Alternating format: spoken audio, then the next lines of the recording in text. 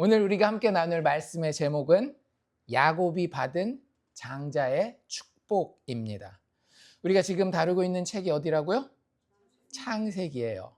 이 창세기를 쭉 보고 있는데 창세기에는 주인공이 여러 명이에요. 그렇죠? 누구부터 시작하죠? 아담부터 시작하고 또 아벨 나오고 노아 나오고 쭉 지나가서 아브라함, 이삭, 오늘 우리가 지난주부터 살펴보는 야곱, 거기서 끝나는 게 아니라 더 나아가서 요셉, 뭐 이런 이야기들이 쭉 나와 있습니다. 보통 우리가 책을 보면 그 책에는 주인공이 한 명인데 이 창세기 같은 경우는 책이 참 다사다난해요. 여러 등장인물들이 나오고 이 사람 이야기 나오면 다 우리 거기 집중해서 보고 또 이 사람 이야기 나오면 또 다시 이제 그 이야기에 집중해서 보고 이렇게 되는데 사실 책이 그럴 수밖에 없는 이유가 있어요. 왜냐하면 우리가 주인공을 오해하기 때문에 그런 겁니다. 사실 창세기의 주인공은 한 명이에요. 누굴까요? 예수님이에요. 하나님께서 드러내시는 예수님이 창세기의 주인공입니다. 그래서 이제 우리가 야곱 이야기를 하면서 자꾸 이제 빠지는 함정이 있기 때문에 함정에 빠지지 않기 위해서 그걸 먼저 제가 다시 한번 오늘 또 상기시켜 드리도록 하겠습니다. 창세기는 절대 개인사나 가정사가 그 중심이 아니라고 하는 거예요. 읽다 보면 참 재밌으니까 푹 빠지잖아요. 야, 이 야곱이라는 사람이 어떻게 이렇게 인생을 살아가는지, 아니면 이 아브라함과 이삭과 야곱의 가문이 어떻게 되는지, 막 우린 여기에 막 이렇게 흠뻑 빠져요. 근데 그럴 수밖에 없는 게 왜 그러냐 하면 그게 누구 이야기랑 되게 닮아 있어요. 우리네 사는 이야기랑 되게 닮아 있잖아요. 결혼하고 애 놓고 이사 다니고 뭐 이런 것들이 보면 되게 나 사는 이야기랑 비슷하니까 공감을 쉽게 하게 되는 거예요. 그래서 창세기에 나와 있는 개인사나 가정사에 이렇게 쉽게 빠지기 쉬운데 그거는 세상 책은 그래요. 근데 성경은 세상 책이 아니죠. 누구의 책이에요? 하나님의 계시의 말씀입니다. 그래서 보는 방식이 달라야 된다라는 것을 제가 다시 한번 말씀드리는 거예요. 그래서 이 창세기는 개인사나 가정사 중심으로 보는 게 아니라 조금 어려운 말씀이지만 기억해 놓으십시오. 하나님의 죄인을 향한 구속사를 중심으로 보는 겁니다. 뭘 중심으로 본다라고요? 구속사. 구속은 많이 들어보셨죠? 구원하는 거예요. 속량하는 거예요. 죄의 값을 대신 내주는 걸 구속, 속량한다라고 얘기를 하잖아요. 근데 누가 누구의 죄의 값을 대신 내셔요? 하나님이 예수 그리스도를 통하여 죄인들의 죄의 값을 대속하셔서 대신 치러주셔서 그들을 죄인의 자리에서 회복시키는 이야기가 창세기의 이야기라고 하는 거예요. 그래서 뭐 창세기뿐만 아니라 우리 이제 순서대로 가다 보면 뭐 출애굽기도 보게 될 것이고 쭉 뒤에 이제 이야기들을 보게 될 텐데 그 모든 것에서 이 큰 그림을 놓치지 말자라고 하는 겁니다. 성경은 창세기뿐만 아니라 요한계시록 끝날 때까지 구속사에 대한 이야기예요. 하나님께서 예수 그리스도를 통해 죄인을 향하여 어떻게 구원의 역사를 이루어 가셨으며 그것이 어떻게 오늘날도 보장되어 있는지에 대한 이야기를 계속하고 있는 겁니다. 그래서 우리가 어떤 한 부분을 읽을 때에 재미있죠. 야곱 이야기도 흥미진진합니다. 재미있긴 하지만 그런 것에 이렇게 쏙 빠져가지고 이 성경의 핵심에서 벗어나는 그런 오류는 범하지 않도록 정신을 똑바로 차리고 성경을 읽기도 하고 또 설교 말씀을 들을 수 있으면 좋겠다라는 생각을 합니다. 어쨌든 그거 머리에 딱 이렇게 새기시고요. 지난주부터 우리가 누구 이야기를 시작했어요? 야곱이라고 하는 사람의 이야기를 시작했습니다. 야곱은 누구의 아들이었는가 하면 이삭이라고 하는 사람의 아들이었죠. 그래서 이 족보가 어떻게 연결되는가 하면 아브라함과 이삭과 야곱. 그래서 하나님이 이 세 사람의 이름을 묶어서 아브라함과 이삭과 야곱의 하나님이라고 불리우시는 것을 아주 좋아하셨어요. 예수님도 친히 쓰셨던 표현이거든요. 복음서에 보면 예수님이 아브라함과 이삭과 야곱에 대한 이야기를 합니다. 그래서 거기에 나타나는 그 세 번째 사람이 이 야곱인데 야곱은 그 자기 형제가 있었어요. 그냥 형제도 아니고 아주 쌍둥이 형제라서 태어날 때부터 그 사연을 가지고 태어난 그런 형제가 있었습니다. 그래서 그 당시에 태어날 때 이삭이 누구와 결혼했죠? 리브가와 결혼을 했죠. 리브가와 함께 결혼을 해서 애를 어렵게 낳았어요? 쉽게 낳았어요? 어렵게 낳았죠. 아브라함은 결혼하고 결혼한 지는 얼마나 됐는지 모르겠지만 그 가나안 땅을 향해서 떠나고 난 이후에 25년 만에 아이를 얻었다라고 한다면 이삭은 결혼하고 20년 만에 아이를 낳았다라고 말씀드렸습니다. 그래서 40세에 결혼하고 60세에 낳은 아이가 바로 이 야곱과 에서라고 하는 쌍둥이였고, 그 당시에 할아버지 아브라함도 살아 있었습니다. 그래서 얘네가 15살 될 때까지 그 손주들을 봤던 게 이제 아브라함이 그 당시에 같이 있었던 그런 모습이었고요. 그리고 나서 태어날 때 재밌는 일이 있었죠. 태어나기 전에 뱃속에서 쌍둥이니까 어떻게 잘 지내면 좋은데 계속 싸워요. 엄마가 이게 도저히 감당이 안 될 정도로. 그래서 하나님 앞에 기도해서 하나님 이게 어찌 된 겁니까? 물어봤을 때 하나님이 뭐라고 신탁을 주시죠?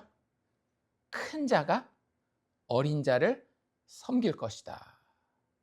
이런 참 신기한, 왜 하나님 이런 얘기를 하시지? 라고 하는 그런 이야기가 거기 태어나기도 전부터 이 야곱 이야기에 담겨 있었습니다. 그리고 실제 태어날 때 누가 먼저 태어나는가 하면 태어나는 순서는 형님 에서가 먼저 태어납니다. 두 가지 특징이 있었죠. 전체 피부가 어떤 색깔이었어요? 붉으스름한 그런 색깔이었고, 또 이 에서라는 이름의 뜻이 무슨 뜻이라 그랬어요? 털이 많은 사람이라 그래서 털이 정말 많은 상태로 태어났어요. 그래서 이름을 에서, 몸이 빨갛기 때문에 별명을 에돔이라고 부른다라고 말씀드렸습니다. 근데 그 태어나는 순간에 발꿈치를 딱 잡고 그 둘째가 태어났죠. 그래서 발꿈치를 잡은 놈 해가지고 이름을 뭐라고 붙여요? 야곱이라고 붙입니다. 그래서 발꿈치를 잡다라는 뜻이기도 하지만 야곱이라는 뜻이 그게 더 많이 뭐라고 사용된다라 그랬어요? 수를 쓰다, 속임수를 쓰다, 속이다 이런 뜻이. 그래서 속이는 자라는 뜻인 거예요. 그러니까 진짜 요즘 문화는 좀 덜 그렇지만 옛날 문화는 그 가문의 모든 것을 누구한테 거는 거예요? 장남한테 거는 거예요. 장남 이름은 그래도 나름대로 보이는 대로 잘 지어줬다라고 한다면 두 번째 태어난 놈은 완전히 떨거진 거죠. 그래 너는 형님 발목이나 붙잡고 수나 쓰는 속이는 놈, 이렇게 이름을 지어버린 거예요. 그리고 나서 실질적으로 아버지의 사랑은 누가 독차지해요? 에서 장남이 다 독차지합니다. 구석탱이에 이렇게 처박혀 있는 뭐 하는지도 모르는 그냥 집에만 있었던 이런 사람으로 야곱을 소개를 하죠. 이제 그렇게 자라다가 10대나 20대 정도 되었을 때에 성경이 기록하고 있는 아주 특이한 사건이 하나 있었는데 그게 뭐였는가 하면 팥죽에 대한 사건이었어요. 그래서 하루는 이 에서는 벌써 커가면서 아주 익숙한 들사람, 쉽게 얘기하자면 사냥을 잘하고 밖에 나가서 남자답게 활동을 아주 잘하는 이런 사람이었던 것 같아요.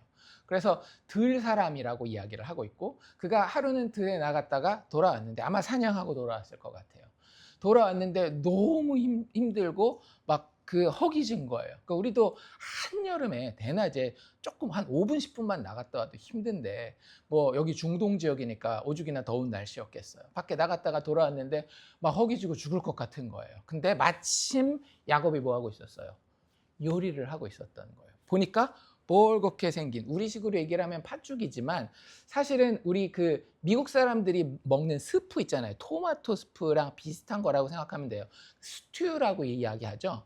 그런 것들을 끓이고 있었던 거예요. 그러니까 진짜 먹고 싶고 저거 안 먹으면 막 내가 죽을 것 같다라는 생각도 했던 것 같아요. 그래서 야, 나 죽을 것 같으니까 그거 나한테 좀 줘라라고 얘기했을 때에 야곱은 어떻게 해요? 형님, 나랑 거래 하나 합시다. 내가 팥죽 줄 테니까 나한테 장자의 명분을 파십시오 라고 이야기를 합니다. 이때 에서가 어떻게 반응했죠? 내가 죽게 생겼는데 그게 뭔 문제냐, 장자의 명분 너 다 가져라. 그리고 야곱에게서 그 빨간 팥죽과 떡을 받아서 맛있게 먹습니다. 그리고 나서 그 이야기 마지막에 이 창세기의 저자가 사건의 의미를 기록해 놨는데 뭐라고 기록해 놨다라 그랬어요? 에서가 장자의 명분을 가볍게 여겼더라. 에서가 장자의 명분을 가볍게 여겼더라. 그리고 히브리서 저자는 이 똑같은 사건을 뭐라 그랬어요? 망령되이 여겼다라 그랬어요. 망령되이. 아무렇지도 않은, 그냥 내가 평상시에 볼 수 있는 그런 것보다도 더 못한 것으로. 왜? 이거는 보이는 건 아니니까. 그렇게 이야기가 마무리됐던 것이 우리가 지난주에 봤던 이야기입니다. 그래서 그 사건을 통해서 우리가 계속 말씀드리지만 어떤 개인 사례든지 가문의 이야기를 다루는 것이 아니라, 그래서 누가 잘했냐 못했냐 도덕적으로 그런 걸 따지는 게 아니라, 이 두 사건을 통해서 우리는 뭘 봐야 되는가 하면, 언약의 씨에 대해서 하나님이 정하신 방법이 있고 택하신 자가 있고 그것은 반드시 이루어질 것이다 라고 하는 것을 보여준다라고 했어요. 에서도 못난 사람이지만 야곱도 그것 못지않게 못난 사람이에요. 하지만 하나님의 택한 방향이 가는 그 길은 절대 인간이 막을 수 있다 없다? 막을 수 없는 것을 보여주는 것의 시작이 지난주 이야기였습니다. 사실 오늘 이야기도 그 이야기의 연장선상에 있어요. 그래서 26장 전체적인 이야기를 그냥 우리가 간단하게만 살펴보면 5번의 대화로 이루어져 있습니다. 맨 처음엔 누구와 누가 대화를 나누는가 하면 이삭과 에서가 대화를 나누고요. 두 번째는 그 이삭과 에서의 이야기를 들은 리브가와 야곱이 또 대화를 나눕니다. 그리고 이제 그 야곱이 준비해서 야곱이 누구랑 대화를 나누는가 하면 세 번째는 아버지 이삭과 대화를 나눠요. 그럼 이제 야곱이 퇴장하죠. 그 다음에 누구랑 누가 대화를 나누는가 하면 남아있는 아버지 이삭과 형님 에서가 대화를 나눕니다. 그리고 나서 그 이야기가 다 끝나고 나면 맨 마지막 5번째 대화로 리브가와 야곱이 다시 대화를 나눠요. 그래서 그걸 간단하게 제가 설명을 해드리도록 할게요. 첫 번째 누구랑 누가 대화를 나눴는가 하면 이삭과 에서가 누구예요? 쌍둥이 중에 첫 번째 태어난 자입니다. 장남으로 태어났지만 그 장자의 명분을 가볍게 여겨서 팔아버린 그 아들 에서와 이삭이 함께 이야기를 나눠요. 어떤 일이 벌어지는가 하면, 이때 나이가 이삭이 대충 몇 살 정도 되는가 하면 100살 정도 됐어요. 어떻게 그걸 계산할 수 있는가 하면, 쌍둥이 낳은 나이가 60살이라 그랬잖아요. 근데 우리가 읽은 27장 바로 앞에 26장 끝날 때에 에서의 결혼 얘기가 나옵니다. 그러니까 에서는 제때 결혼을 좀 한 것 같은데, 그 결혼했을 때 나이가 40세라고 이야기를 하고, 결혼을 하나님이 기쁘시는 모습으로 하진 않았어요. 햇사람의 여자들, 그러니까 햇사람이라고 하는 사람들은 쉽게 얘기하자면 그 당시에 가나안 땅에 사는 이방 여자들이에요. 그 여자랑 결혼을 하는데 아내도 한 명도 아니고 2명이에요. 그러니까 하나님이 별로 기뻐하실 만한 그런 모습이 아닌 모습으로 에서와 결혼을 했어요. 야곱은 아직 결혼을 못했어요. 그러니까 이런 걸 보면 믿음의 사람들이, 이 믿음의 자손들이 아브라함 때도 그랬고 이삭 때도 그랬고 지금 야곱도 그렇고, 약속의 씨들이 결혼하고 애를 놓는 게 보통 일은 아닌 거예요. 세상 사람들은 그냥 마음에 맞는 사람 만나서 결혼하고 애 쑥쑥 잘 낳고 살면 뭐 그게 인생인가 보다 이렇게 하지만, 믿는 사람들은 그럴 수가 없어요. 왜요? 뭘 봐야 되기 때문에? 하나님의 뜻을 봐야 되기 때문에. 가정이라는 게 함부로 이루어지는 거예요? 아니잖아요. 가정이라고 하는 것은 절대적으로 하나님을 섬기는 예배의 장소인 겁니다. 그래서 그 가정을 이루는데 이 야곱도 40년이 됐는데도 아직 결혼을 하지 못하고 에서만 결혼을 했어요. 그리고 그때 나이가 이삭이 몇 살이 됐는가 하면 애들 낳았을 때가 60세였으니까 그로부터 40년 정도 지났으니까 최소 100살이 된 거예요. 그러니까 이삭이 나이가 많았는데, 그때 나이 많은 상황을 뭐라고 이야기를 하는가 하면 눈이 어두워서 잘 보이지 못했다라고 이렇게 얘기를 합니다. 뭐 그거에 대한 의미는 우리가 조금 더 설명을 하는데, 어쨌든 이게 중요해요. 왜냐하면 이게 앞으로 일어나는 사건에 되게 중요한 역할을 하거든요. 눈이 이삭이 잘 보인다, 안 보인다? 안 보여요. 근데 자기 나이를 생각해 보니까 우리도 그렇잖아요. 내 건강이 좀 쇠해지면 이제 내가 갈 날이 얼마 안 남았나 보다 이런 생각 한단 말이에요. 이삭도 그 생각을 한 거예요. 물론 이삭은 완전 착각이었습니다. 이삭이 이러고 몇 년 더 살까요? 80년을 더 삽니다. 100살까지 살았는데 아이고 나 이제 오늘 내일 가나 보다라고 생각했는데 80년을 더 살아요. 그건 이제 나중에 계속 보게 될 거고 80년 더 사는 거 모르는 상태에서 이삭은 이제 눈이 침침해서 진짜 요 앞에 있는 것도 거의 안 보이는, 그러니까 우리 식으로 얘기하자면 실명된 거나 마찬가지 상태에서 자기가 좋아하는 아들 있죠. 누구예요? 이삭이 누구를 좋아해요? 에서를 좋아한단 말이에요. 에서를 부르는 거예요. 그래서 에서 보고 야, 내가 이제 늙어서 언제 죽을지 모르겠다. 그러니 내가 너 되게 좋아하고 또 네가 사냥하는 거 좋아하고 네가 사냥해서 만들어오는 그 요리도 내가 좋아하니까 지금 나가서 사냥해서 요리를 좀 해와라.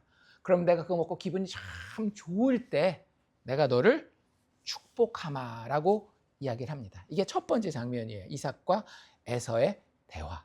자, 근데 문제는 뭐예요? 이 대화를 누가 엿듣고 있었어요? 리브가 엿듣고 있었어요. 참, 가정이 그냥 아주 네. 리브가가 엿듣고 어떻게 했어요? 그냥 가만히 있는 게 아니라 행동을 취합니다. 누구를 불러요? 작은 아들 야곱을 부르는 거예요. 우리 이미 봤잖아요. 그 팥죽 이야기 때 뭐라고 돼 있었어요? 이삭은 에서를 사랑하고 그 고기 먹는 거 좋아해가지고 아내 리브가는 이 야곱을 사랑했다 그러잖아요. 그래서 야곱을 불러요. 야곱한테 그 이야기를 다 설명합니다. 아버지가 이제 마지막으로 돌아가시기 전에 자녀에게 그 가문의 축복을, 하나님이 약속하신 그 축복을 하려고 하는데 사냥해가지고 요리해가지고 오라고 한다. 근데 내가 너를 위해서 준비할 테니까 넌 빨리 가서 좋은 염소 새끼 2마리 가지고 와라. 그럼 아버지가 좋아하는 별미를 내가 만들 테니까 너는 준비해서 그 요리를 가지고 아버지한테 들어가서 네가 축복받아 라고 이야기를 하는 거예요. 그 야곱이 거짓말 잘하잖아요. 누구한테 타고난 것 같아요? 엄마한테 타고난 것 같아요. 그 참 못지 않습니다. 야곱이 그래서 예 어머니 제가 한번 아버지의 축복을 받아보겠습니다. 그러나요? 그러니까 이 어머니 리브가가 야곱보다도 더한 사기꾼이었던 거예요. 야곱은 겁이 덜컥 났습니다. 그래서 엄마 생각 좀 해보세요. 형 에서는 털이 많은 사람이잖아요. 나는 어때요? 매끈매끈한 사람 아닙니까? 아버지가 분명히 형 이렇게 팍 평상시에 어깨도 만지고 토닥토닥하고 머리도 하면서 이렇게 만져보실 텐데 내가 아버지 눈에 오히려 아버지한테 사기치는 사람으로 보이지 않겠습니까? 복은 고사하고 오히려 저주받을 것 같아요. 엄마 이거는 좀 아닙니다. 못하겠어요 라고 이야기를 합니다. 그랬더니 엄마가 뭐라 그래요? 리브가가 내 아들아 마음을 강하게 하고 담대히 하라. 네가 만약에 받아야 하는 저주가 있다면 너의 그 저주는 나에게 돌리고 내가 하는 말 그대로 너는 따라만 해라 라고 이야기를 하는 거예요. 결국에 뭐 어쩔 수 없어서 야곱이 순종을 하고 엄마 리브가는 요리를 잘 준비하고 또 집안에 들어가서 엄마가 뭐까지 준비해줘요? 옷까지 준비해 줍니다. 그래서 누가 입는 옷? 에서가 입는 옷. 그리고 나서 또 어떻게 해요? 털 해가지고 여기다 이렇게 다 묶어줘요. 그게 리브가와 야곱의 대화예요. 그러고 난 다음에 이제 장면이 바뀌죠. 이제 이 요리가 준비됐으니 야곱이 누구를 만나러 가야 되겠어요? 아버지 이삭을 만나야 되는 거예요. 그래서 이삭과 야곱의 대화가 이루어집니다. 딱 요리를 들고 들어가는데 아버지요. 그러니까 아버지가 눈이 안 보이니까 잘 안 보이니까 누구냐라고 물어봐요. 여러분 뭐라고 대답하시겠어요? 여러분들이 야곱이라면. 참 이게 대답하기가 그래요. 그쵸? 우리가 난처한 상황이 있지 않습니까? 말을 할 수도 없고 또 그렇다고 안 할 수도 없고, 하려고 생각하니 참말을 또 할 수는 없고, 이게 인생 살다 보면 한 번씩들 닥치는 문제인데 지금 야곱이 딱 그런 상황인 거예요. 네가 누구냐라고 이야기할 때 최소한 한 1초 이상은 고민했을 것 같아요. 그리고 저질러 버리죠. 뭐라고 대답해요? 나는 아버지의 맏아들 에서로소이다 라고 이야기를 합니다. 그래서 아버지 말씀하신 대로 아버지가 이야기하신 사냥감 잡아다가 요리를 해서 여기 들고 왔으니 아버지 마음껏 나를 좀 축복해 주십시오 라고 이야기를 해요. 근데 이삭도 바보는 아니지 않겠어요? 아니 인생을 100년을 살았는데 경험도 있고 이럴 텐데 다 머리를 굴려볼 거 아니에요. 내가 에서를 보냈는데 그러면 아직 올 때가 안 됐어요. 아니 이게 사냥만 해서 육회 먹는 것도 아니고 요리를 해가지고 와야 되는데 사냥 나갔다가 잡아서 들어오고 또 요리까지 해서 잘 준비해서 오려면 이 시간이 있는데 이거는 완전 신기록이에요. 신기록. 이렇게 빨리 에서가 잡아서 요리를 해가지고 온 적이 없거든요. 그래서 물어봐요. 야, 너 어떻게 이렇게 빨리 잡았냐? 야곱의 마음이 덜컹했겠죠. 야곱이 이제는 아주 그냥 저지르기로 작정을 합니다. 누구까지 끌어들여요? 하나님의 이름을 갖다 붙여요. 아버지의 하나님 여호와께서 나로 순조롭게 만나게 하셨습니다. 해가지고 거짓말에 하나님까지 갖다 붙입니다. 잘 생각해 보세요. 사기꾼이 와가지고 야 이거 진짜 좋은 집이야. 내가 이거 100만 불짜리인데 10만 불에 팔 테니까 이거 꼭 사야 돼 라고 여러분들한테 얘기하는데 교회 다니는 사람인데 못 믿겠어요. 야 이 사기 같은데 못 믿겠어. 근데 그 사람이 뭐라 그러는 거예요? 야 내가 하나님의 이름으로 맹세한다. 이거 진짜 좋은 딜이야. 그러고 있는 거예요. 그래서 이삭이 의심을 살짝 거두는 듯 하다가 그래도 한 번 더 확인해 봐야 되겠는 거예요. 좀 와봐. 일로 좀 와봐. 뭐 하려고? 만져보려고. 근데 이미 이 야곱과 리브가는 만번의 그 준비를 다 했죠. 그래서 만져봐요. 만져봤는데 어때요? 털이 북슬북슬하네. 야곱이 사실 이 와보라고 했을 때 어떤 생각도 했는가 하면 쌍둥이지만 이게 좀 차이가 있었을 거 아니에요. 뭐 진짜 일란성 쌍둥이였는데 털 난 것만 좀 달랐는지 아니면 이란성 쌍둥이였는지 그런 건 모르겠지만 조금씩 다른 부분이 있을 텐데 목소리도 아마 조금 달랐던 것 같아요. 그래서 이삭이 뭐라고 얘기를 하는가 하면 야 목소리는 이거 야곱인데?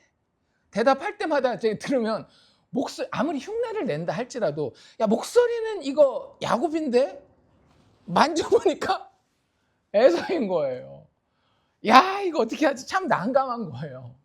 사냥 갔다 들어온 것도 너무 빠르고 목소리도 이게 에서 같지 않고 야곱 같고 근데 만져봤더니 또 이거 에서의 손이고 그래가지고 다시 한번 물어봅니다. 야 이거 참 그렇지 않아요? 자식들인데 부모를 속일까 봐 부모가 그거 못 믿고 막 뭐라고 얘기를 하면 네가 진짜 내 아들 에서 맞냐라고 물어봐요. 진짜 맞냐고. 와 제가 야곱이었으면 사실은 제가 이런 단계까지 가는 그런 상태가 아니었을까라는 생각이 듭니다. 근데 야곱은 아주 시치미를 뚝 떼고 맞습니다 아버지. 그렇습니다. 제가 에서입니다 라고 그 자리에 사냥한 고기를 들고 들어가서 빨리 먹고 마시고 저를 축복해 주십시오 라고 이야기를 합니다. 음식을 다 먹었어요. 이제 마지막 축복하기 전에 먹는 동안에도 이 이삭의 머릿속에는 계속 무슨 생각이 든 거예요? 이거 에서 맞아? 에서 맞아? 에서 맞아? 계속 이 생각이 든 거예요. 그래서 축복하기 직전에 이삭이 뭐라고 얘기를 하는가 하면 이리 가까이 와서 나에게 입맞추라 라고 이야기를 합니다.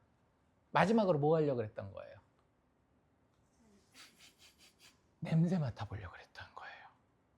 그러니까 그 가족 집안에서 맨날 집안일 돕는 야곱의 냄새랑 들에 나가서 사냥하고 막 이러는 에서의 냄새가 좀 달랐던 것 같아요.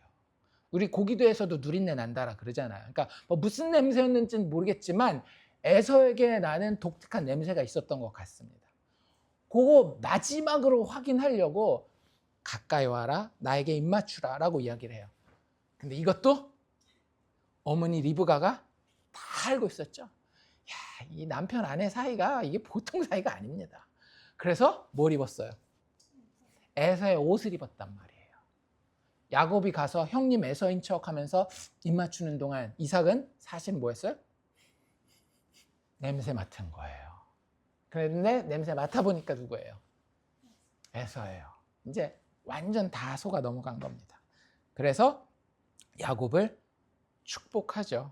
축복은 제가 그대로 한 번 더 읽어드릴게요. 내 아들의 향취는, 누구의 향취를 알고 있는 거예요? 에서의 향취를 알고 있는 거예요. 내 아들의 향취는 여호와께서 복 주신 밭의 향취로다. 하나님은 하늘의 이슬과 땅의 기름짐과 풍성한 곡식과 포도주를 내게 주시기를 원하노라. 아주 그냥 충만하게 풍성하게 하나님의 은혜가 자기의 장남 에서에게 흘러가기를 원해서 지금 축복하고 있는 거예요. 만민이 너를 섬기고 열국이 내게 굴복하리니 내 형제들의 주가 되고 내 어머니의 아들들이 내게 굴복하며 너를 저주하는 자는 저주를 받고 너를 축복하는 자는 복을 받기를 원하노라. 이거 아브라함, 이삭 계속해서 나왔었던 그런 축복이죠. 그 하나님이 약속의 씨에게 주시기 원하는 축복을 아주 그냥 흡족한 상태에서 그래 이제 의심도 다 풀렸다. 얜 분명히 에서다라고 생각하고 야곱에게 해주고 있는 겁니다. 딱 받고 야곱은 잽싸게 나갑니다. 왜? 언제 형님이 오실지 모르니까. 근데 진짜 잽싸게 나가자마자 형 에서가 들어옵니다. 그래서 네 번째 대화, 누구랑 누가 이제 대화를 나누는 거예요? 이삭과 이번에는 에서가 대화를 나누게 돼요. 에서가 딱 들어오자마자 뭐라 그래요? 아버지, 이제 자리에 그러니까 100살이니까 힘드니까 맨날 누워만 있었던 것 같아요. 자리에서 일어나서 아들이 사냥한 고기를 잡수시고 마음껏 축복하소서라고 이야기를 합니다. 아버지가 벌떡 일어나더니 뭐라 그래요? 넌 누구냐? 넌 누구냐? 에서 입장에서는 벙찌죠. 아니 아버지가 사냥 갔다 오라 가서 요리해가지고 오라 했던 큰아들 에서입니다 라고 이야기를 했더니 이삭이 몸을 부르르 떱니다. 성경에 진짜 그렇게 나와 있어요. 심히 떨며 이르되 야 그러면 사냥한 고기를 나한테 가지고 온 사람이 방금 전에 있었는데 그 사람은 누구냐? 네가 오기 직전에 내가 다 먹고 그를 위하여 축복하였다. 그 사람이 축복받을 거다. 반드시 축복받을 거다. 이렇게 얘기를 하는 거예요. 에서는 머리를 망치로 얻어맞은 것 같았습니다. 그래서 아버지를 향해서 소리를 지르면서 막 엉엉 울면서 아버지 어떻게 된 겁니까? 아버지요 나에게도 축복하여 주옵소서. 근데 이삭이 뭐라 그래요? 이게 참 재밌는 거예요. 그렇죠? 그게 뭐라고 축복해 주는 게 뭐라고 내가 그거 아까 거 잘못한 거다. 너한테 다시 축복하면 되겠다 라고 해도 되는데 이삭이 뭐라 그러는가 하면 네 아우가 와서 너의 복을 다 빼앗아 갔구나. 자포자기한 그런 모습으로 에서에게 이야기를 하는 거예요. 에서가 화가 머리 끝까지 뻗쳐서 그놈 이름 야곱이라고 지은 게 아주 그냥 잘 지었네요. 사기꾼. 이렇게 나한테 사기를 쳐먹고 지금 이게 두 번째입니다. 옛날에 나한테 팥죽 팔아가지고 장자의 명분을 빼앗더니 오늘은 이제 진짜 그 장자의 그 사기 쳐가지고 뺏은 장자의 명분 가지고 나의 복까지 이렇게 빼앗아 가는군요. 아버지 나를 위해서도 복을 빌어주십시오. 복이 좀 안 남았습니까? 라고 물어보는 거예요. 이삭이 뭐라 그래요? 야 그럴 수가 없어. 내가 이 전에 복받아간 그 사람한테 형제들 위에 머리가 되게 했어. 그에게 모든 풍성함에 복을 다 주었어. 너한테 줄 게 안 남았다 이러는 거예요. 에서가 그래서 거기 또 졸라요. 아니 복이 하나밖에 없어요, 아버지. 좀 어떻게 좀 해봐요. 그래서 이삭이 하나님의 신탁을 받아서 에서에게 이야기를 합니다. 근데 내용이 복이라고 이야기하기엔 좀 그래요. 뭐라고 이야기했는지 잘 들어보십시오. 너의 주소는, 네가 사는 곳은, 이런 얘기죠. 너의 주소는 땅의 기름짐에서 멀고, 이게 무슨 얘기예요? 땅의 기름짐이 없을 거란 얘기죠. 너의 주소는 땅의 기름짐에서 멀고 내리는 하늘 이슬에서도 멀 것이며 너는 칼을 믿고 생활하겠고. 삶이 어떻다라는 거예요? 힘들고 팍팍하고 아주 과격하고 그런 삶인 거죠. 칼을 믿고 생활하겠고 내 아우를 섬길 것이며 내가 매임을 벗을 때에는 그 멍에를 내 목에서 떨쳐버리리라. 어떻게 보면 되게 수수께끼 같은 그런 신탁을 받아서 이야기를 해요. 그리고 나서 이삭과 에서의 대화가 끝이 납니다. 마지막 5번째 대화는 누구와 누구의 대화예요? 이 모든 장면을 또 엿듣고 있던 한 스파이가 있었으니 누구예요? 엄마 리브가예요. 그리고 그 장면만 듣고 있는 게 아니라 계속해서 요주의 인물이 이제 누구예요? 화가 머리끝까지 뻗친 에서를 쫓아다니면서 에서의 동향을 잘 파악합니다. 근데 어느 날 에서가 이렇게 얘기를 하는 거예요. 야곱 이놈의 자식, 내가 죽여버린다. 지금 아버지가 살아있으니까 내가 지금은 참지만 아버지 곧 돌아가실 텐데 아버지 돌아가시면 야곱 이놈 내가 죽여버린다 라고 하는 이야기를 리브가가 들은 거예요. 리브가가 누구에게 쪼르르 또 달려가겠어요? 야곱한테 쪼르르 달려가서 이야기를 합니다. 아들아 네 형님이 너 죽이려고 한다. 걔도 내 아들이고 너도 내 아들인데 물론 내가 너를 더 끼고 살지만 이 아들이 살인하고 또 며느리들도 다 어떤 사람들이었어요? 이방 여자들이었잖아요. 이방 여자들인데 그놈 내가 잃어버린 아들이나 마찬가지인데 그 아들이 너마저도 죽이면 내가 하루에 2아들을 다 잃는 꼴이 될 테니 너는 지금 당장 형의 화가 머리끝까지 뻗쳤을 때 이 순간은 소나기는 피해가라 그러잖아요. 이 순간만은 좀 피해서 여기 집을 떠나 있어라. 그래서 어디로 가라 그래요? 자기 친정으로 가라 그러죠. 그래서 하란에 있는 자기 오라버니, 이 야곱의 삼촌이죠. 누구? 라반네 집으로 가라고 이야기를 합니다. 그래서 핑계를 대죠. 남편한테는 뭐라고?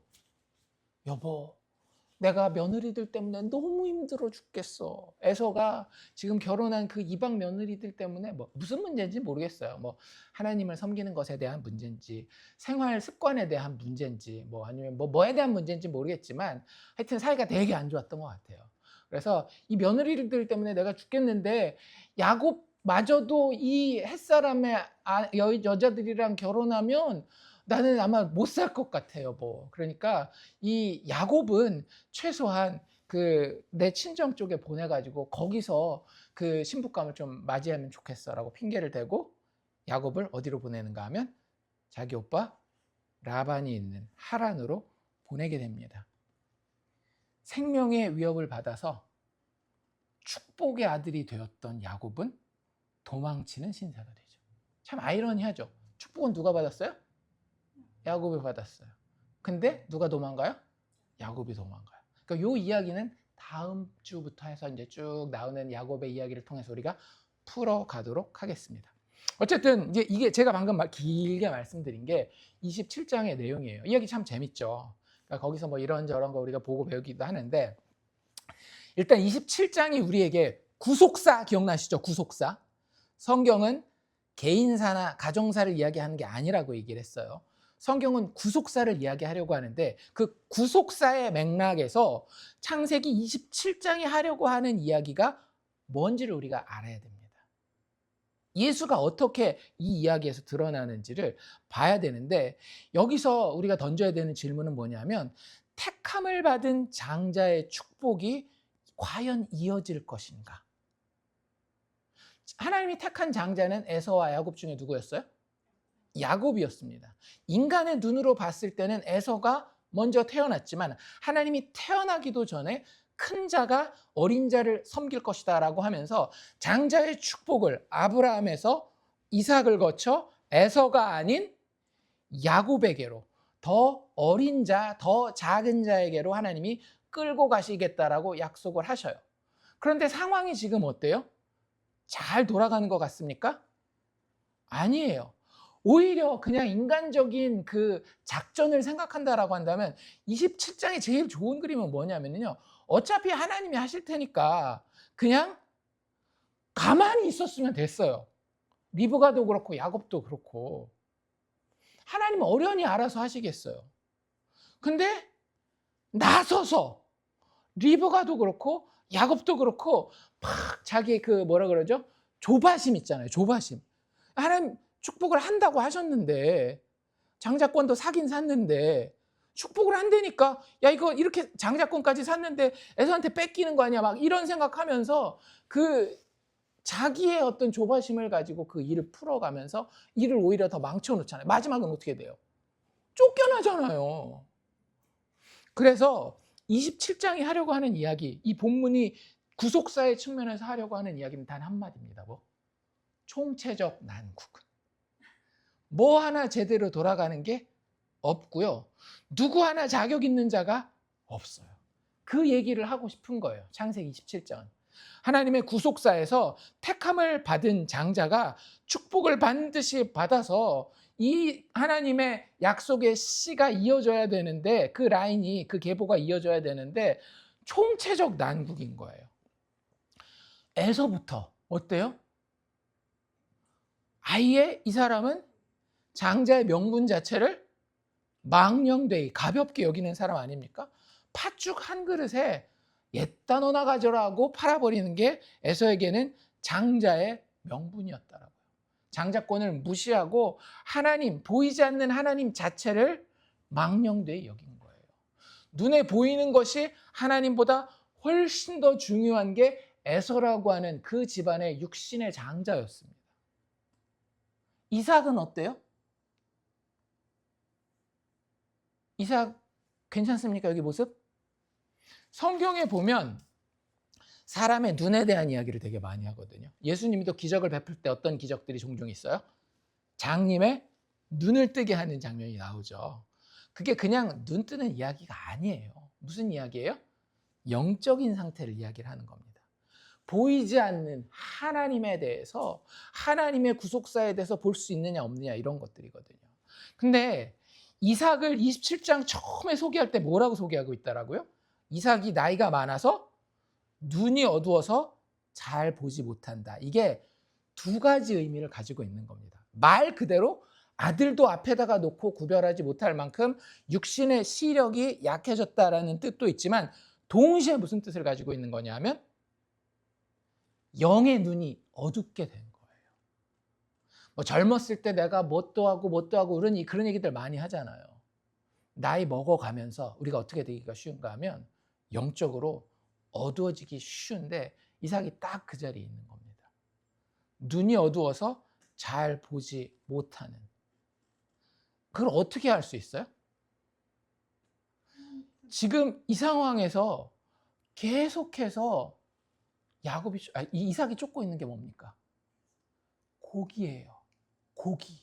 그렇지 않나요? 에서를 사랑한 이유도 뭐였어요? 고기 좋아해서 그런 거예요. 에서가 잡아온 그 사냥감 가지고 고기 요리해올 때마다 야 이놈 봐라 맛있는 거 잘해오네 하면서 그 고기에 그렇게 꽂혀 있는 거예요. 육신의 모든 것이 집중되어 있으니 영적인 게 보이는 거예요? 안 보이는 거예요? 안 보이는 거예요.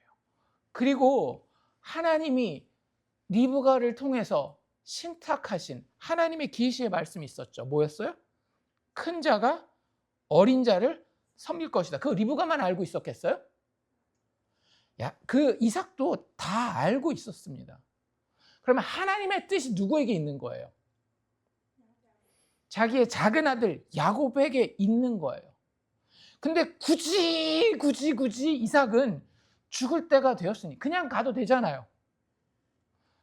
모르겠다. 내가 이삭으로서 에서를 더 좋아하긴 하지만 하나님 뜻이 야곱이라니까 하나님 알아서 하시겠지. 그럴 수도 있는데 그 이삭은 굳이 내가 죽기 전에 어떻게 하겠다라는 거예요. 장자의 축복을 에서에게 꼭 해야 되겠다라는 거예요. 누구의 뜻을 정면으로 대항하고 있는 거죠? 하나님의 뜻을 정면으로 대항하고 있는 것이에요. 하나님 뜻이 그러십니까? 나는 그냥 내 길을 가렵니다. 하나님 뜻을 완전히 무시하고 있더라고요. 어머니 리브가는 좀 괜찮나요? 안 그렇죠. 여기서 제일 인간적으로 봤을 때 문제가 있는 사람은 리브가입니다. 인간적으로도 사람, 게다가 남편 속여먹는 거 이게 보통 일이 아니잖아요. 남편 속여먹고 아들 배신하고, 더 중요한 건 하나님의 축복과 저주에 대한 이해가 전혀 없어요. 하나님이 어떤 분이신지를 모른다라는 거예요. 하나님의 축복에 대해서 아주 미신적으로 이해하고요. 하나님의 저주에 대해서 아주 우습게 생각합니다. 아들이 하나님께 저주받으면 어떡합니까? 그랬더니 뭐라 그래요? 여러분? 야, 그거 나한테 돌려. 내가 그냥 받을게. 여러분들 그렇게 얘기해서는 안 돼요. 하나님의 저주와 하나님의 심판이 얼마나 준엄한 것인지 아는 사람이었다라고 한다면 아무리 상황이 팍팍해도 그거 입에도 올리면 안 되는 말입니다. 근데 그런 말을 아주 쉽게 하는 여자가 이 리브가라고 하는 어머니였다라고 하는 거예요. 미신적인 축복관으로 시작해서 모든 이 거짓 이 계획의 주동자가 되어서 마지막에는 하나님의 저주와 하나님의 권세까지 무시하는 자가 이 어머니 리브가예요. 야곱은 어때요? 말할 것도 없죠. 그 공범자 아닙니까? 어머니가 계획한 그 거짓의 사기극에 계산적으로 자기가 진짜 이게 아니다라고 했으면 안 했을 거예요. 근데 자기도 계산해 보니까 이렇게 하는 게 내가 거짓말도 하고 아버지도 속이고 형님도 속이고 해도 나한테 득이 되는 게 많을 거라고 생각했기 때문에 자기가 그렇게 생각해서 한 거지, 누가 막 옆에다가 칼 들이대면서 너 할 거야 안 할 거야 그러지 않았어요. 결국 자기가 자발적으로 택해서 거짓의 자리에 적극적으로 동참하는데 그 과정에서 누구의 이름까지도 이용해 먹어요? 하나님 여호와까지 막 들먹이면서 그 사기극에 아주 적극적으로 동참하는 자가 야곱이라고 하는 인물입니다. 이걸 뭐라고 부른다라고요? 총체적 난국이라고요. 하나님이 어떻게 이런 사람들을 데리고 하나님이 약속하신 축복과 죄인의 회복을 이루실 수 있겠어요? 아무리 약속을 해도 그렇지. 가정으로 봐도요, 이 부모들이 참 혀를 끌끌끌 찰 만큼 부모 노릇을 제대로 못하고 있죠.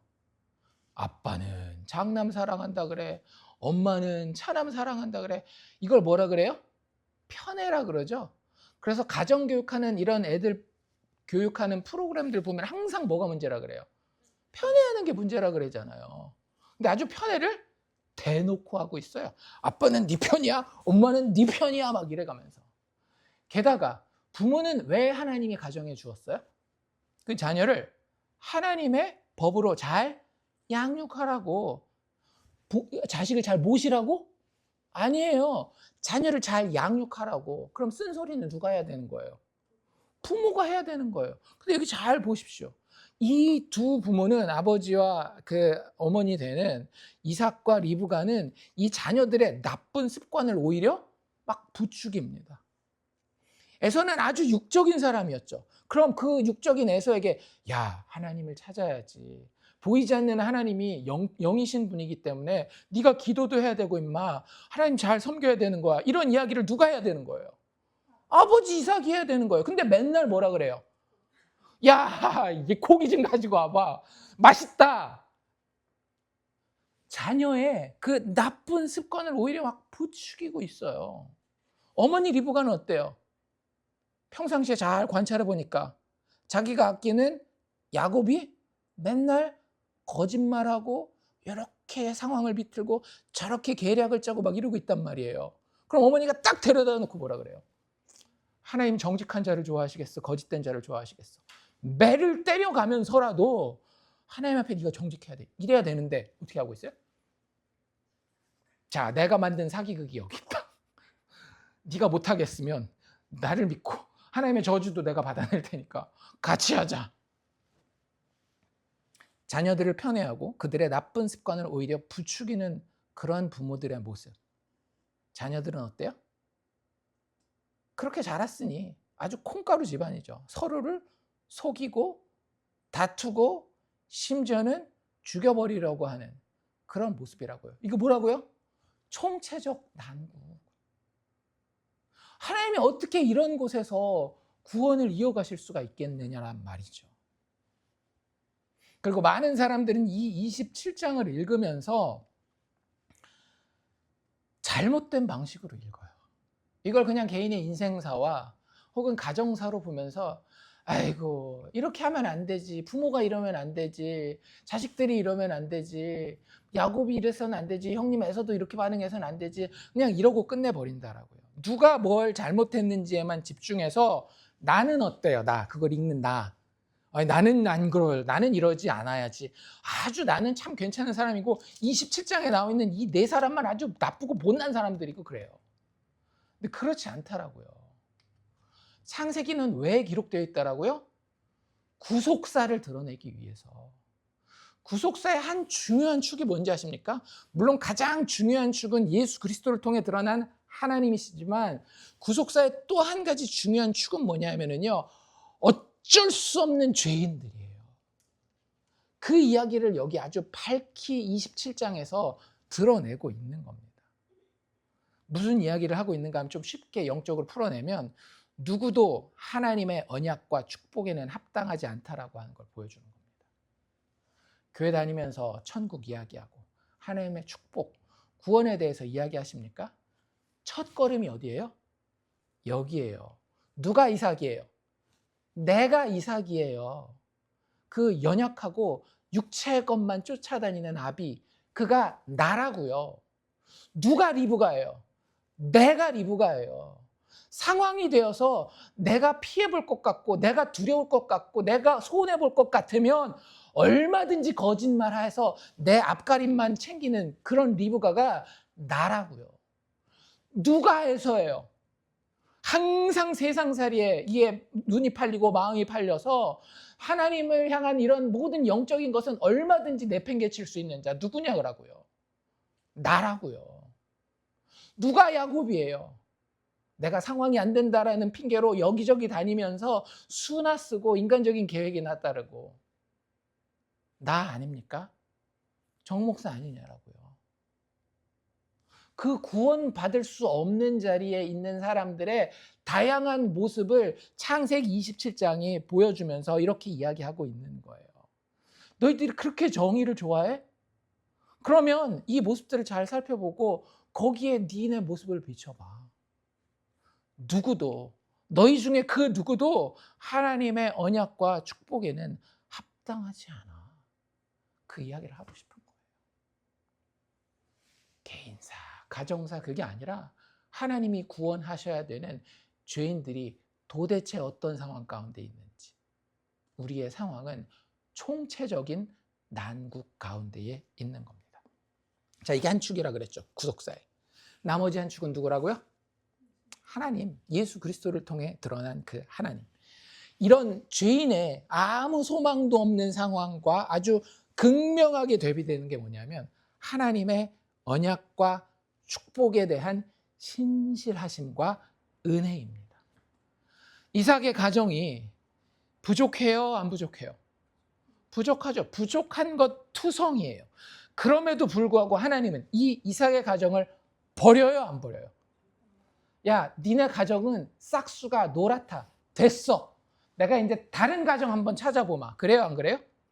그러시지 않는다라고 하는 거예요. 하나님은 이런 이삭의 가정의 부족함에도 불구하고 그 언약과 축복에 당신이 택하신 그 장자의 계보에 대해서 여전히 신실하게 일하고 계심을 보여주고 있습니다. 그래? 니네가 그래? 그래도 나는 내가 택한 야곱을 축복할 거야. 그 야곱을 괴롭히는 자가 있다면 에서, 만약에 네가 에서라 할지라도, 그의 형제라 할지라도 내가 너에게 제한을 가할 거야. 내가 너를 엄하게 벌할 거야. 나의 택한 이 라인, 이 약속의 씨의 계보는 누구도 건들 수 없어 라고 하나님이 이야기하고 계시는 겁니다. 그래서 우리가 그 팥죽 사건 25장 있었잖아요. 거기서 팥죽 사건 일어나기 전에 받은 신탁이 뭐였다라고요? 큰 자가 어린 자를 섬기리라. 이 이야기가 오늘 27장 우리가 보는 그 본문에 3번이나 나옵니다. 29절, 37절, 40절.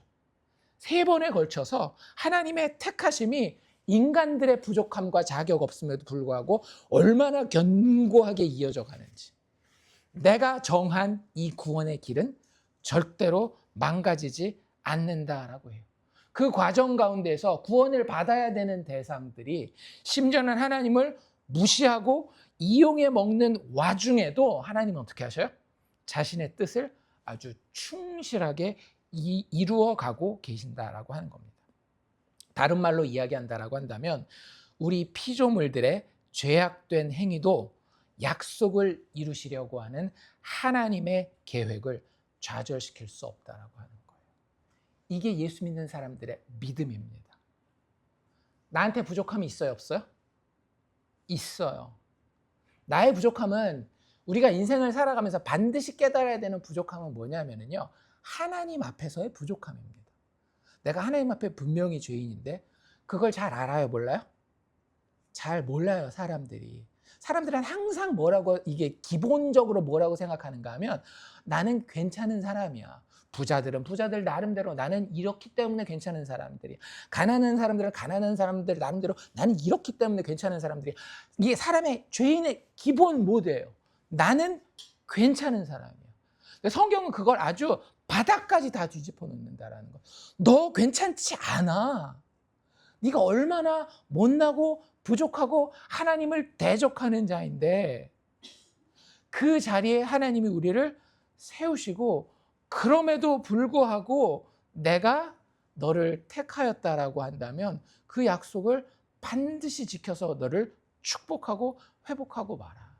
그 과정에서 우리의 인생에는 어떤 일들이 벌어지는가 하면 우리가 기대하지 않았던 여러 가지 일들, 흔히 우리가 부르는 고난과 역경이라고 하는 것이 일어나는 겁니다. 왜? 뭘 깨닫게 하기 위해서?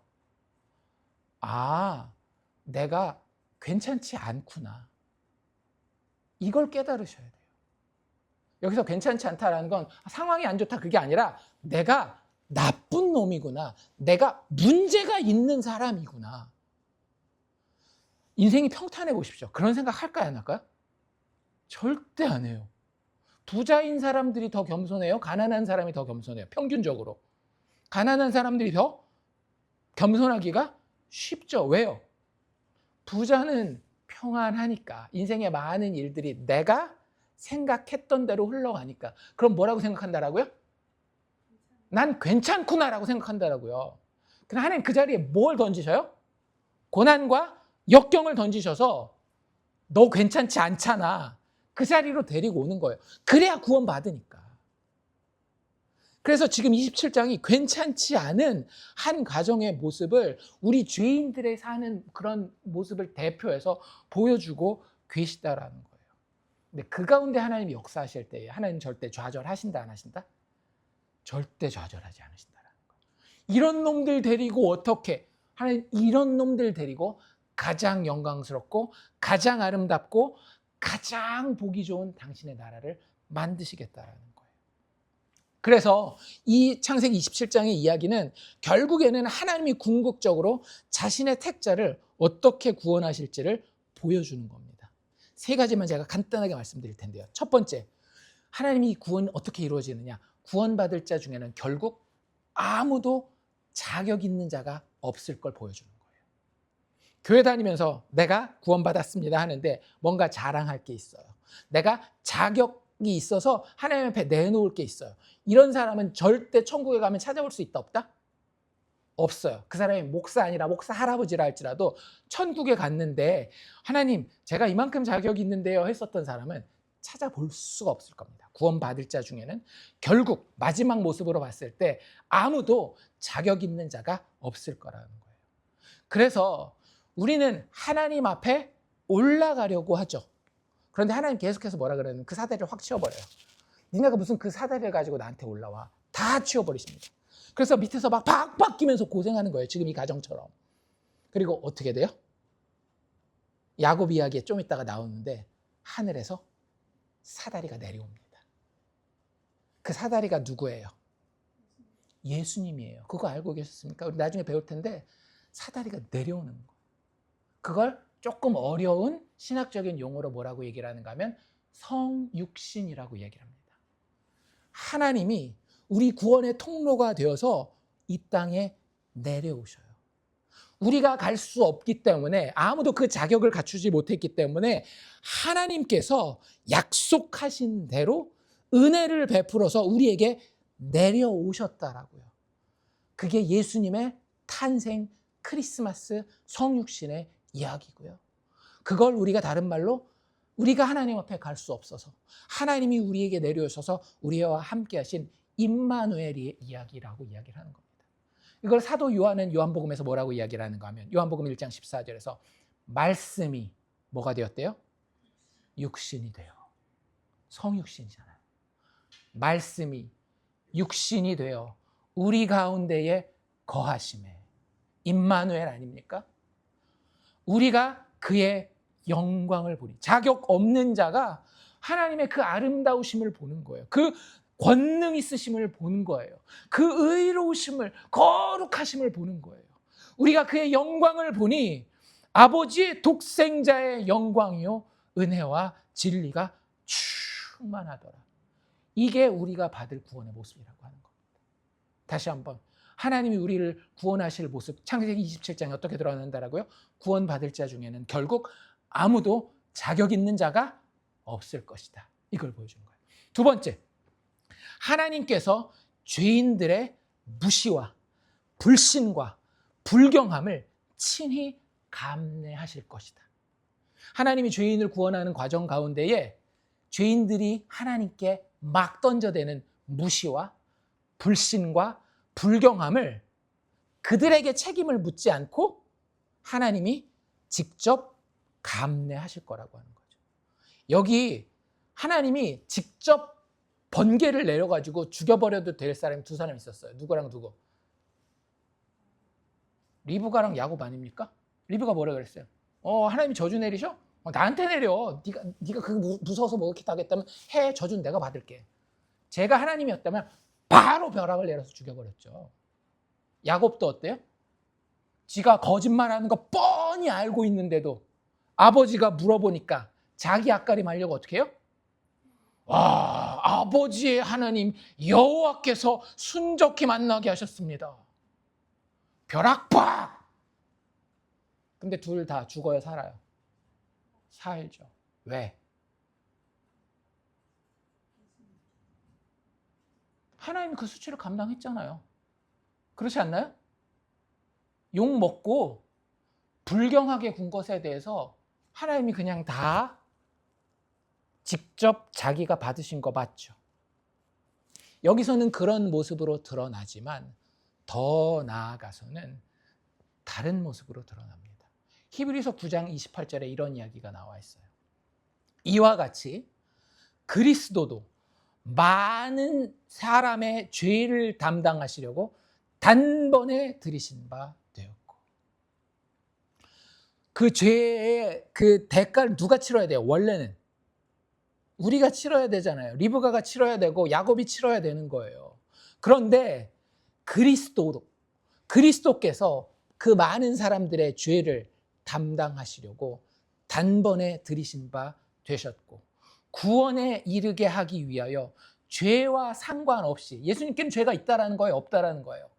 없어요. 전혀 없어요. 그런데 그 죄와 상관없이 자기를 바라는 자에게 예수 믿기로 작정한 자들에게 하나님의 택자로서 성령에 의해서 영적인 눈이 뜨여서 하나님의 구원의 방법만 쫓아가기를 원하는 사람들에게 두 번째 다시 나타나시리라. 마지막에 이 구원을 완성시키실 거라는 거예요. 하나님은 죄인의 죄를 그냥 넘어가시는 게 아니라 그 대가를 반드시 해결하십니다. 당신이 예수를 안 믿으신다라고 한다면 당신의 영원한 지옥형 벌을 통해서 그 대가를 받아내시고 말 거고요. 당신이 예수 믿는다라고 한다면 그 예수의 속죄함 가운데에, 예수의 대속함 가운데에 당신의 하나님을 향한 무시와 하나님을 향한 불신과 하나님을 향한 불경함을 하나님이 다 해결하실 거라는 거예요. 그게 창세기 27장이 하나님의 구원에 대해서 우리에게 알려주고 있는 겁니다.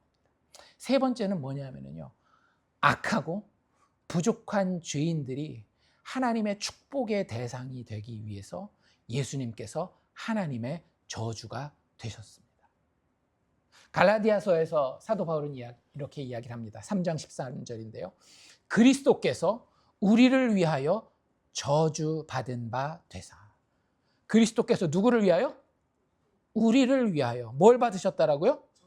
저주를 받은 바 되사 율법의 저주에서 우리를 속량하셨으니 기록된 바 나무에 달린 자마다 저주 아래 있는 자라 하였습니다.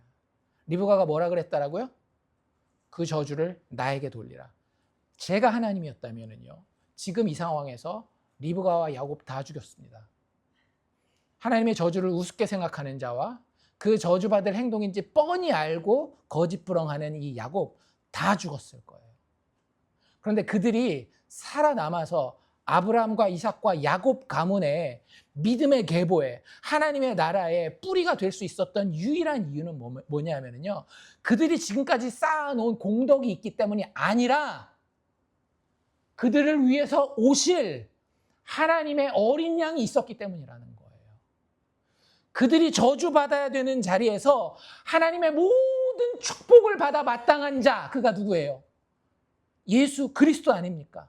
하나님의 아들로서 하나님의 모든 요구와 율법과 그 성품에 합당한 모든 행동을 완성하신 그분, 하나님의 축복만 받아야 되는 그분이 그 모든 축복을 누구에게? 우리 어깨 위에 던져 놓으시고 우리 어깨에 있던 우리의 모든 죄악의 저주를 자기에게로 가져가서 대신 죽어 주었기 때문에 창세기 27장에서 리브가랑 야곱이 죽지 않았다라고 하는 거예요.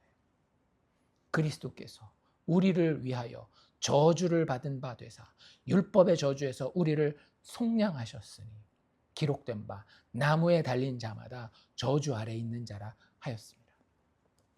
그래서 다시 한번 창세기 전체 이야기가 구속사라고 한다면 오늘 창세기 27장의 이야기는 한마디 이거 하고 있는 겁니다. 너희들 예수 없이는 죄인의 구원은 없다.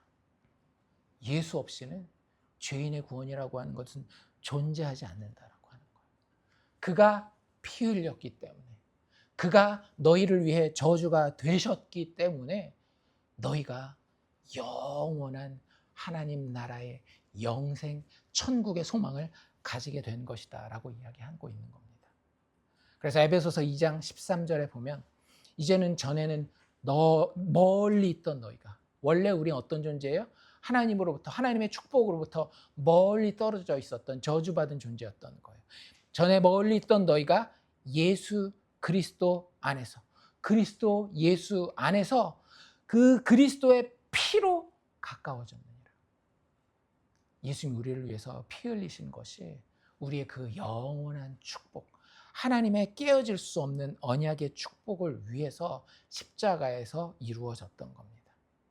그리고 에베소서 2장 19절에서 계속해서 이제 우리의 신분에 대해서 사도 바울은 무엇이라고 이야기하고 있는가 하면, 그러므로 그 예수께서 너희를 위해 십자가의 저주가 되셨기 때문에, 피를 흘리셨기 때문에, 그러므로 이제부터 너희는 외인도 아니요 나그네도 아니요 오직 성도와 동일한 시민이요 하나님의 권속이라. 권속이 무슨 뜻이에요? 식구라는 얘기예요. 하나님의 자녀가 되었다라는 겁니다. 장자권을 가진 하나님의 축복을 흠뻑 받을 수 있는 하나님의 가족의 일원이 됐다라고 하는 거예요. 그게 창세기 27장이 오늘 우리에게 하고자 하는 말씀입니다. 이 예수 그리스도를 통해 하나님 나라의 상속자로서 영생의 축복을 받았음을 우리가 다 믿음으로 기억하고 하루하루 감사 가운데에 능력 있게 살아갈 수 있기를 주의 이름으로 축원합니다.